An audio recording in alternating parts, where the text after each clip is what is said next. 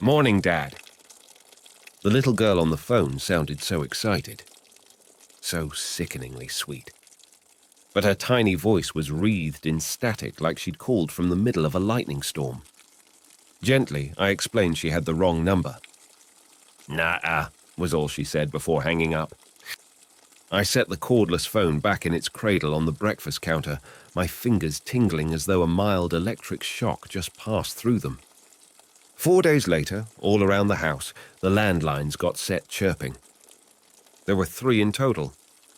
I marched along the side of the bed and grabbed the receiver off the table there. "Hi, Dad!" the girl yelled, voice bursting with joy. I could almost hear her smile through the receiver. It was infectious. Like before I explained, she probably got some digits mixed up. "You are my dad, silly," she said with a giggle, like this was an inside joke.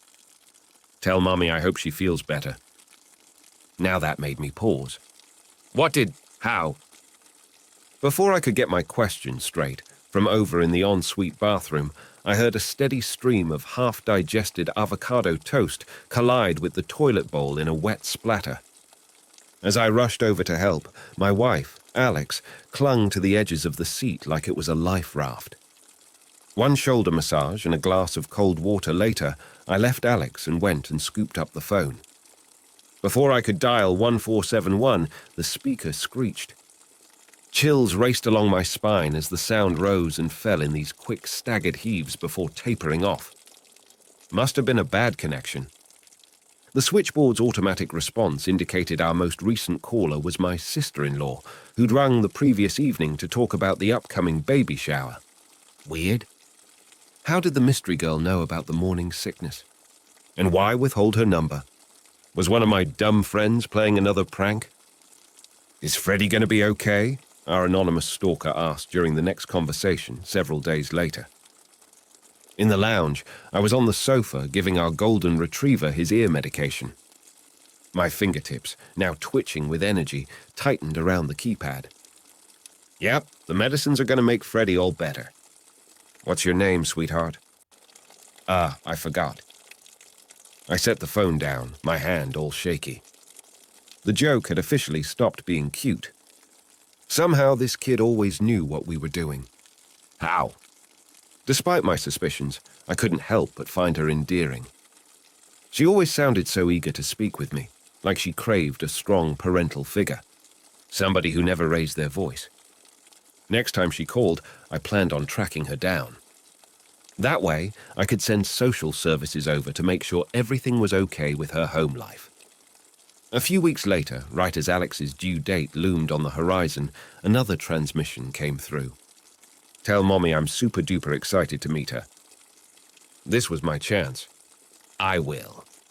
"Tell me, Pet, where are you calling from?" "The other place." "And where's that?" "I don't know." "Well, how'd you get there?" "I was in a puddle, and it was so cold and I was crying because I was alone. Then I woke up here." My stomach tightened. "Uh-huh. And what does this other place look like?" "All black and spiky. But I'm in the bright part now." "Is anybody there with you?" There was a short pause. "Only Mr. Bones." "But he's gone now, I think." "Who's Mr. Bones?" "He's like a bloody skeleton with a creepy smile. And he's got all these parts missing, so he crawls around. He's so gross. I don't like looking at him. I hate him." Goosebumps marched up and down my arms. My friends would never pull this sort of prank. "Is Mr. Bones with you now?" "No. He kept laughing and I got scared, so I ran until it got really bright and I could see you clipping Freddie's nails. That's how I knew you'd be a good daddy, because you take really good care of him. So I stayed here. I can't wait to meet you and Mommy and Freddie." There came more of that jarring static, spewing out in waves. I held the telephone away from my ear, the entire left side of my face numb. Now I'm not saying I believed in reincarnation, but I almost did. And really, would it be so terrible if the whole experience turned out to be real? If you ask me, there's something beautiful about the idea that our children choose us. See, my own folks never really developed a knack for parenting. Once, I got a 49/50ths on a tough math exam and sprinted straight home, excited to tell my mum, who just looked at the paper, stone-faced, and said, "What question did you get wrong?" Ever since Alex surprised me with the pregnancy kit, I had wasted countless nights having a staring contest with the bedroom ceiling, my nerves eating me alive as I agonized over what might happen if the baby didn't like me. If these calls were real, the kid already adored me, and it wasn't even born yet. Mounted on the lounge bookshelf, there was a framed photograph shot with one of those old-school box cameras. Alex, as a youngster with long blonde hair, looking over her shoulder at the lens. She was at a beach, perched on a rock, in a Little Mermaid t-shirt. This became my mental image of the girl. Already I couldn't wait to arrive home after work, or pick her up from school, and have her rush over and greet me with a mini-attack hug. Maybe I could even get her into fantasy books and video games rather than develop a lifelong obsession with all things Disney, like her mother. Because my better half didn't share my passion for the supernatural, she once called in a priest because a scented candle toppled off the lounge bookshelf, I kept these conversations to myself. Worst case scenario, it would only pile on even more stress and anxiety. Best case, she'd second-guess her decision to marry a paranormal-obsessed moron like me.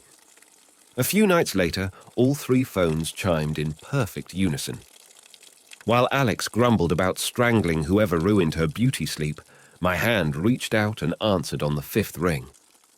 Still flat on my back, I said, "Hello?" A hideous screech made me rip the receiver away and sit up straight against the headboard. "Daddy, help!" "What's wrong?" The line went dead. "Hello?"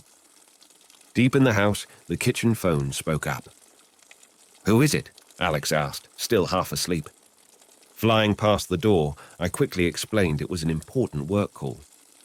I barreled down the stairs, through the hall, into the kitchen, and pummeled the answer button. "Hello?" "Mister." Bones found me. He brought the dark place with him. The girl's voice sounded even more remote than before, and now the temperature was plummeting all around me. My palm, raw and numb from the cold, struggled to maintain its grip. "Where is he? Can you get back to the bright place?" "I'm scared," she said, her voice dwindling into a droning dial tone, after which the lounge phone blared. I was through the door in a single breath. Halfway across the room, this giant gust of energy crashed against me. It hit hard, flinging me into the bookcase in the corner. I slid to the ground, bringing down every shelf along the way, books and picture frames and scented candles collapsing on top of me. Half buried beneath the heap, I craned my neck so I could survey the empty space, silent except for the continual ringing. What the hell was going on? The shattered photo of young Alex landed inches away from my outstretched hand. My gaze whipped between it and the phone several times. Still winded, I crawled along on my elbows and knees toward the cabinet, spider-walked my hands up the side, and reached across the top. "Ashley, can you hear me?" I sputtered into the phone. Consciously, I'd never called the girl Ashley before, but a long time ago, Alex and I agreed if we ever had a daughter, we would name them after my late mother-in-law. "Daddy, I'm scared." Her muffled voice was lost somewhere beneath the waves of static. "Where are you? Are you in the bright place?" "Mister." "Bones is so angry," she whimpered. "He said he's going to hurt you if I go back there." "Tell him I don't care," I said, the words coming out as a growl. Straight away, that static blared, and I knew it instantly for what it was. A hideous screech of laughter, climbing higher and higher like a jet engine spinning to life with so much force you feel it deep in the pit of your stomach. Around the room, lampshades started swinging. Doors opened and closed, vases toppled onto the ground, and a radiator sputtered and hissed. I pushed myself to stand. "You couldn't have kept me down even if you threatened me with a tank. Tell him you're here and you're with us. Find me. Find the bright place." Another screech rang out, loud and fierce, and then a darkness washed over me, flooding my veins and cutting me off from the world. It was as if I'd plummeted into a mine shaft. Ashley, can you hear me? Heart pounding, I forced myself to stumble around all but blind, that invisible pressure squeezing tighter and tighter, giving me some idea what fighter pilots must feel like when battling centrifugal force. As the laughter roared in my ear, more grating than a chainsaw, the pressure built up in my skull. And that cold, it was crippling. Ashley's voice broke through when I finally found a spot where the connection must have been strongest, over by the window. "I see you! I see you!" she screamed, the warmth of her voice making my throat swell with relief. "Come to me! Come to the bright place!" The screech dwindled off as she yelled, "I'm here! I'm here! I'm—" A soft caress stirred the hairs along the back of my neck. The phone coughed, choked, sputtered, and then spat out a low-frequency hum. Within seconds, the temperature returned to normal. From upstairs, my wife called my name. I raced up there. Alex was standing beside the bed in a pink nightie, her right hand pressed against her stomach. As I burst through the door, she said, "Honey, I think it's time." "Time for we—" Before I could finish, my eye landed on a wet patch on the floor, directly beneath a fuzzy pair of Minnie Mouse slippers. Baby Ashley was born 7 pounds and 2 ounces, in a delivery that went about as smoothly as you could reasonably hope for. The baby looked like a clone of Alex, right down to the button nose. I, admittedly, let out a giant sigh of relief when I saw she didn't inherit my angular vulture beak, as the kids at school called it. Straight away, I felt the connection. There was no doubt this child chose us for parents. The nurses at the maternity unit couldn't stop fawning over her. Countless jokes were made about how they might never let her leave. Everybody was so smitten. The whole drive home, questions about what might happen when Ashley grew up cycled through my mind. Would she remember echoes of our previous conversations? Would she speak in the same sweet, endearing voice? I was so delirious with joy, in fact, that I didn't notice Buster not jumping all over us the second we strolled through the door, like he always did. No sooner had we laid the baby in her crib and Alex went down for a well-deserved nap did the phone speak up again. "He tricked me!" It was Ashley. "But how?" She was so hysterical I struggled to get a word in. "Darling, calm down. Tell me what happened." "He tricked me," she said through tears. "Who did?" "Mr. Bones. He came into the bright place." Like before, that awful, chilling sensation flooded my veins. Almost off balance, I squeezed the receiver tight. Ashley was still in the dark place. Still trapped. Behind me, an animal mobile spun directly above the crib, playing a soft 2-note chime. Slowly, carefully, I shuffled toward it. Through the phone, there came a heart-wrenching sob. "Sweetheart, don't panic," I stammered, my breaths suddenly misting up again. I'm sure everything's going to be okay." "No, it's not," Ashley cried. As I peeked over the edge of the crib and looked down at the baby, the corners of its mouth curled into a grin, and then more of that chainsaw laughter rang out. I swallowed a gulp. "Why not?" "Because Mr. Bones is the one who got to go with you and Mommy and Freddie."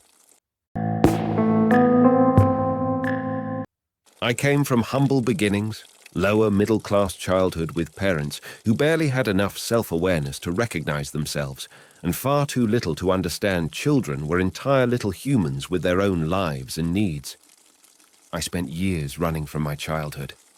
The further I got away from my parents and the more money I made, the less I felt like that kid locked in the basement listening to endless screaming. But that's not what this story is about. Not really. This story is about a great time in my life. I met her at 34. We had both recently broken off with long-term partners and weren't looking for anything serious. Her name was Isabel.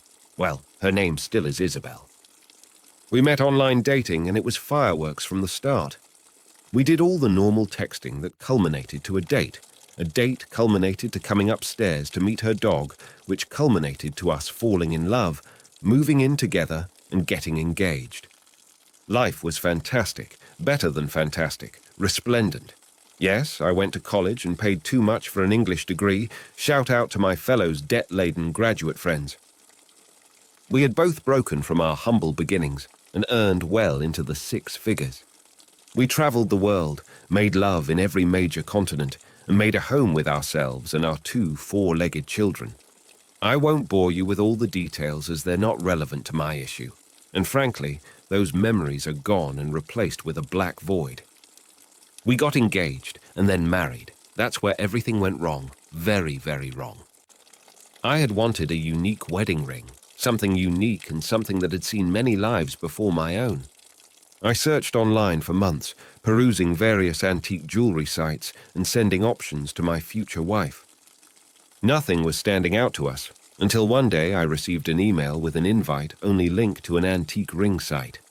I had assumed that all my searching had laid little cookie trails across the web, and I had been auto-targeted by a clever campaign to sell antique designer rings.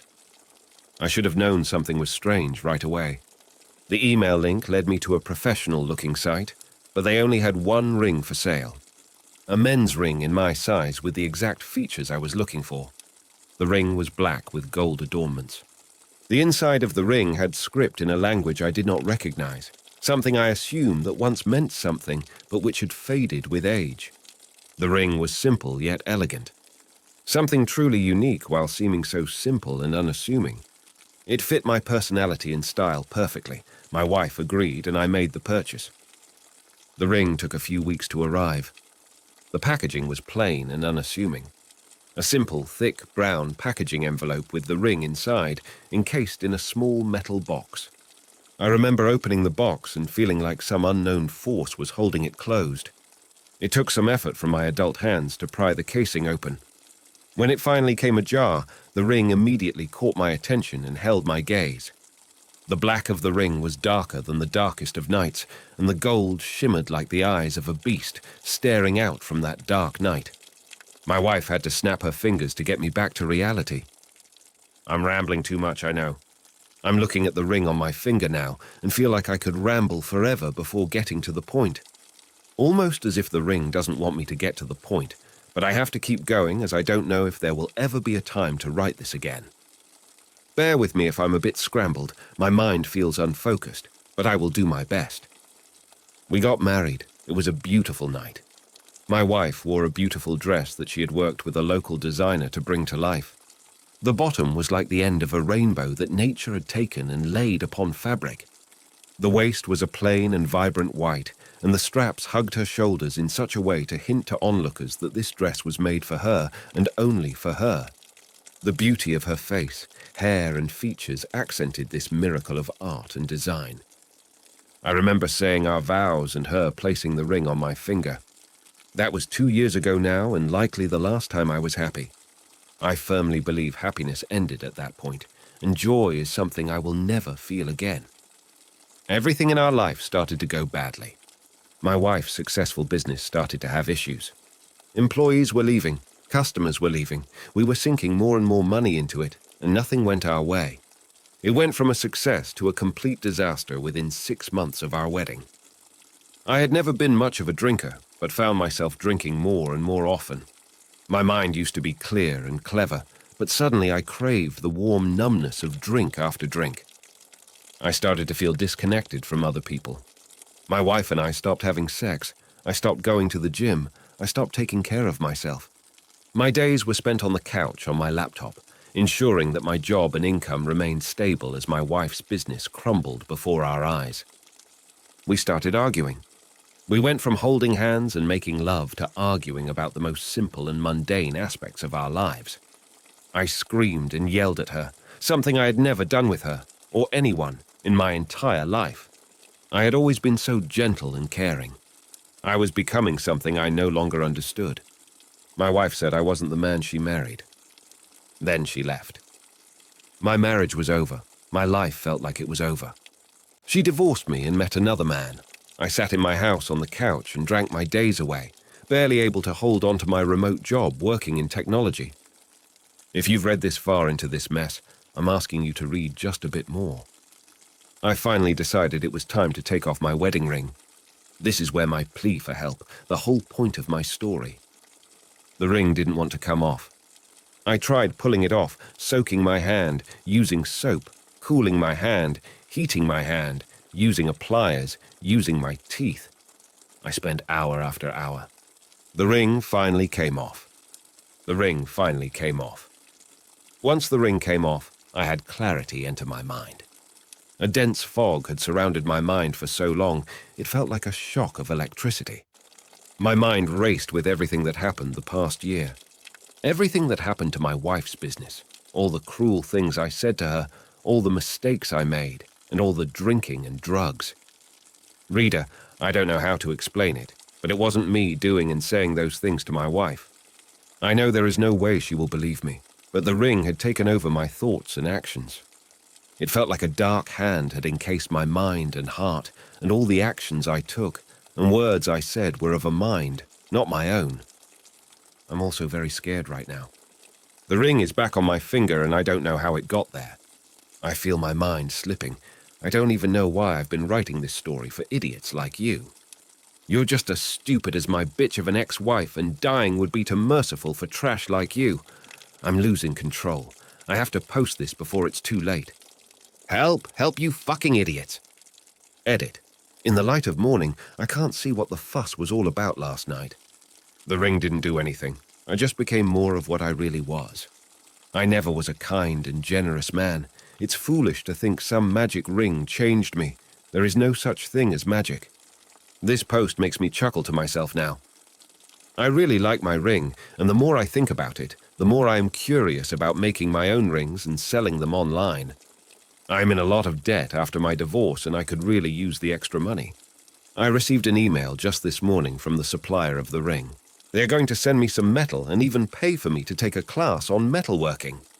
It's been a long time since I've had good luck, and it seems like things are changing for the better, for once. I'd love to make any of you happy. Aren't you sad sometimes? I want to help you. You don't even have to get married. I would love to make you a ring if you just PM me your address. You deserve to feel good and have something nice. I promise my work will be really nice. I won't even charge you and will ship for free. My only price is a picture of your new ring on your finger, so I can get a website online with some and models. You don't even have to wear it if you find you don't like it. Just put on the ring once and send me a picture. It will only take a moment. You deserve to be happy. Let me help you be happy.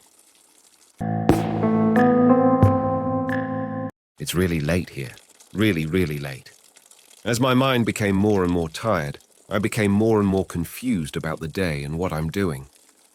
The only explanation I have is that the ring has more power and control when I'm well rested, and the more tired and out of my mind I get, the more clarity I have about the situation I'm in. A lot happened tonight, dear reader. First, I tried to remove the ring again, as everyone suggested. The ring has shrunken in size, though. I can feel the engraved writing burning into my finger, and with each tug of the ring, it feels like it is getting tighter and tighter. I tried all the same tricks as last time, but the ring seems to be aware of my intent, and doesn't want to give back what it considers its property. I considered my options. I could cut off my finger, which feels extreme. I could use the tips I received as replies. I could give up and do what the ring wants, and an idea suddenly occurred to me. What if I asked the ring what else it wanted and how I could be set free? Dear reader, I know talking to a magic ring to find a bargain seems a bit insane, but I was open to anything that would get me out of this situation. I sat on my couch and lit a candle, which felt appropriate. I closed my curtains and shut off all the lights. I grabbed a sketch pad and pen and sat. I opened my sketch pad to a blank page and wrote a simple question: what do you want? I moved the pen to my left hand and sat there. Nothing happened for a while, and I started to believe that maybe this had all been my imagination, even though I knew too much had happened for this to be something I dreamt up in my mind's eye. I sat and sat some more. The wicker of the candle moved slightly, keeping rhythm with the imperceptible movement of air that we find in any of our homes. The light flickered and went out. The darkness consumed the room, and I felt my ring finger moving, grasping for the pen. I felt my finger crook over the pen, and it started to write something out, completely obscured by the blanket of twilight that engulfed the room.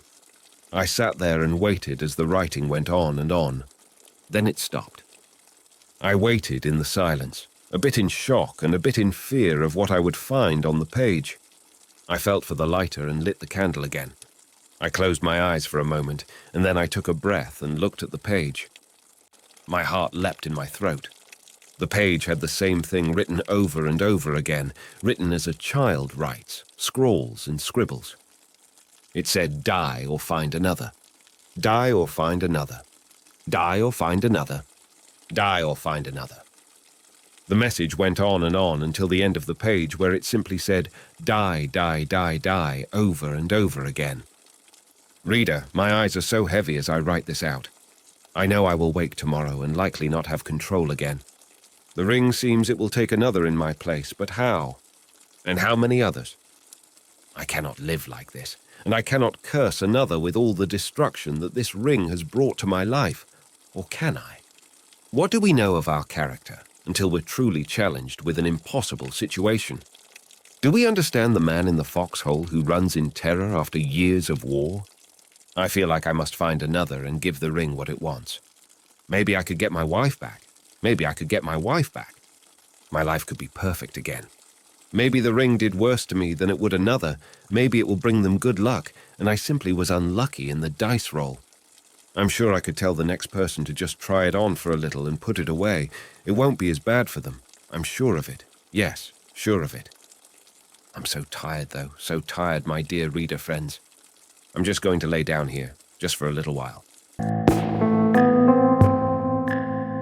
The moon cast an eerie glow on the water as best friends Mark and Sarah boarded the Silent Whisper, an ancient ship they had chartered for a weekend getaway. They were both eager to experience life at sea and wanted to venture into the unknown waters. Little did they know, the ship held secrets darker than the deepest abyss. As they set sail, the atmosphere was electric with excitement. Sarah was busy capturing the breathtaking view of the horizon, while Mark tried his hand at steering. The first day was peaceful, filled with laughter and stories of old sea legends that the captain shared. But as night fell, a thick fog enveloped the ship. The compass began to spin erratically, and all communication devices failed. The ship seemed to move on its own accord, steering away from the mapped route. Sarah felt a cold breeze brush past her, and Mark noticed the ship's bell ringing by itself. In the dead of night, Mark was awakened by a soft lullaby. Following the sound, he reached the lower deck and found an old gramophone playing by itself. As he approached it, he felt a presence behind him. Turning around, he saw a spectral figure of a woman, her face obscured by a veil, beckoning him. He tried to scream, but no sound came out. Sarah, awakened by the silence, went in search of Mark. As she wandered the ship, she encountered several ghostly apparitions, sailors who once manned the ship, now trapped in an eternal voyage. Each spirit whispered tales of treachery and doom, hinting at a cursed treasure that led to the ship's tragic fate. Desperate to find Mark and escape the ship, Sarah stumbled upon the captain's log. The entries revealed the dark history of the Silent Whisper. It spoke of a mutiny, where the crew turned on each other, lured by the cursed treasure. The ship was doomed to sail forever, with its crew trapped in limbo. Sarah's heart raced as she realized the ship was trying to claim them as its next victims. Determined, she began chanting a maritime prayer she had overheard from the captain. As she chanted, the ship began to shudder, and the spirits grew restless. Suddenly, the ship was engulfed in a blinding light. The spirits, one by one, began to fade away, their souls finally set free. Sarah found Mark, disoriented but unharmed, on the upper deck. As dawn broke, the fog lifted, revealing a familiar shoreline. The Silent Whisper had returned them to where they had started. The ship, now lifeless and silent, seemed to sigh in relief. Mark and Sarah, their bond stronger than ever, disembarked, grateful for their lives and the lesson they had learned. Some voyages, they realized, were never meant to be undertaken. Melanie, a young and spirited nurse, had recently been assigned to the old wing of St. Augustine's Hospital. The wing, known as Ward 13, had been closed for years and was reopened due to an influx of patients. Rumours swirled about the ward being haunted, but Melanie, a rational thinker, brushed them off as mere hospital myths. Her first night on duty, Melanie was attending to her patients, ensuring they were comfortable. As the clock struck midnight, she began to hear faint whispers coming from the end of the dimly lit hallway. Following the sound, she reached a room with its door ajar. Inside, an old radio was playing a haunting melody, even though the ward had no electricity. Confused, Melanie turned to leave, only to see shadowy figures of doctors and nurses from a bygone era rushing past her, attending to invisible patients. The air grew cold, and the scent of old medicine and antiseptics filled her nostrils. She then witnessed a phantom surgery taking place, with spectral surgeons hovering over a patient, their instruments gleaming ominously. The ghostly figures seemed oblivious to her presence, trapped in their eternal routine. Panicking, Melanie tried to escape, but the exit doors wouldn't budge. Desperate, she remembered an old nurse's tale about a lullaby that could calm restless spirits. Without a second thought, she began humming the tune, her voice echoing through the chilling corridors. To her astonishment, the shadowy figures paused and turned towards her, their forms becoming less distinct. As the lullaby continued, the spirits gradually faded away, leaving Melanie alone in the silent ward. The next morning, staff found Melanie unconscious by the exit doors. When she came to, she narrated her harrowing experience. The hospital board decided to permanently close Ward 13, and Melanie was hailed as the nurse who faced and pacified its restless spirits. Melanie left St. Augustine's soon after, but her bravery became a legendary tale, reminding everyone that sometimes the most potent medicine against the supernatural is a touch of humanity. Thank you for listening to the story. If you enjoyed it, please subscribe and hit that bell icon.